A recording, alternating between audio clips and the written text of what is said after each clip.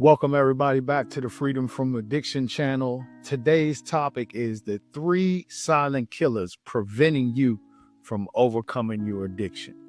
By the way, I'm Coach Malik. I'm author of Overcoming Addiction Through Grace and founder of Amazing Grace Recovery. So in today's topic, I wanted to talk about these 3 silent killers because if you're anything like me, I couldn't figure out what was holding me back from overcoming my addiction. I knew that there was a pain, but I couldn't point my finger on it. But now in hindsight, I see what it was. The first one is grief. When we're overcoming an addiction and we've made our mind up, like if you made your mind up to say, I'm going to stop drinking, fill in the blank, whatever it is, I'm going to stop this. What happens is there's a grieving process that takes place for you, that you start saying, I'm going to miss that. It's almost like you losing a best friend, losing a loved one. And that grief can feel just like you've lost someone, that someone has passed away. Also, you're grieving the relationships that you had with others that were doing it, because you can't do that anymore, because you know if you're back in those same situations that you're going to go back to the same thing that you used to do, because you don't have enough tools in your tool belt or your toolbox, and you don't have enough clean time. So the temptations, being around that same crowd of people, you're going to go back if you don't have enough in you to keep you away from it. If you haven't had a made up mind, if you don't have enough time in walking in those temptations and overcoming them, then it's a great chance that you're going to find yourself going right back to it. So when you're dealing with grief in your recovery, because you have stopped, you have turned away from that addiction that was causing you so much pain, it's a good idea to even talk to a counselor, a therapist, someone that you could share that with. Some people, they are going through serious grief, and I would even recommend a grief counselor, because they might have lost someone due to their addiction. They might have hurt someone or harmed someone or even killed someone due to their addiction. So these are the things that I started noticing, how the grief was coming out for me. And that's another major part of God being so much a part of my recovery and putting God first, because I was able to go to him and talk to him about these things, and now allow him to be my peace, to fill me up with the joy, instead of looking for materialistic things or chasing a feeling, thinking that feeling was what I needed. The second thing is loneliness, which can also be translated as boredom. There are times you're going to be very lonely in your recovery. There's times that you're going to feel very bored if you're not already witnessing these things. The thing is, if you don't have anything to replace all of the time that you were doing while you were using, chasing the high, going to the casino, or just sitting on your phone on the app, gambling, drinking with buddies, drinking at concerts, parties, whatever the case is, if you don't replace that time with something that's going to benefit you, encourage you, to help you to stay on this road, this path of recovery, then there's a great chance that you're going to end up going back to using.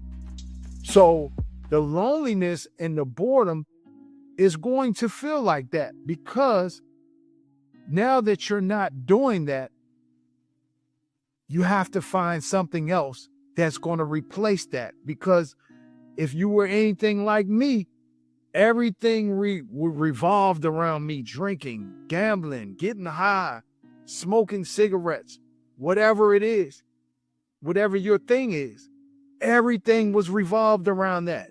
I felt like I couldn't have fun. I felt like I couldn't go to this place. I felt like I couldn't do this certain thing, whatever it was, watching a movie without being high, so I can really say I'm enjoying it.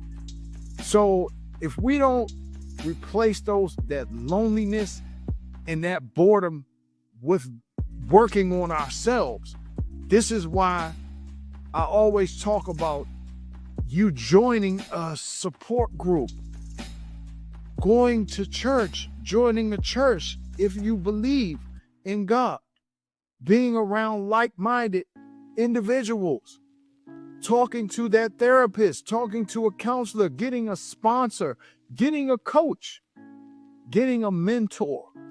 These are all of the things we can do to fill that gap in when we start feeling lonely or bored. And the last thing, the last silent killer, and I'm sure you may be feeling this as well, is unforgiveness. Unforgiveness and holding resentments are the number one cause why people return to active addiction.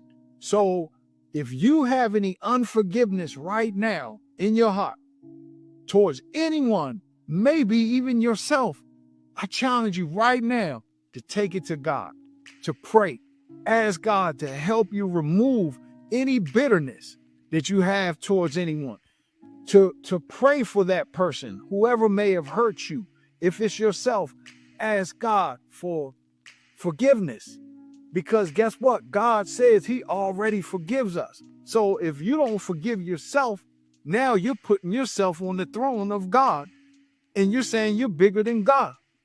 So I challenge you to write down a list of everyone that comes to mind that you have a beef with, or an issue with, or unforgiveness with. And I want you to start today to start praying for that person, to start praying for blessings over their life.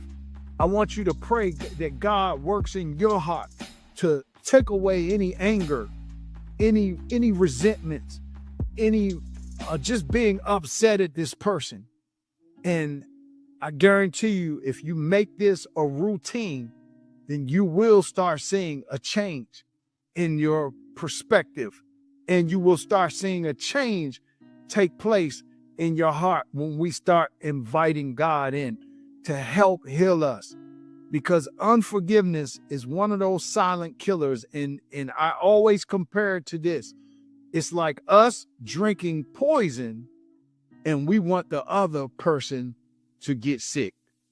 So if any of this resonates with you and you're in a place right now where you're seeing these three silent killers, it may be one, it may be two of them, it may be all three.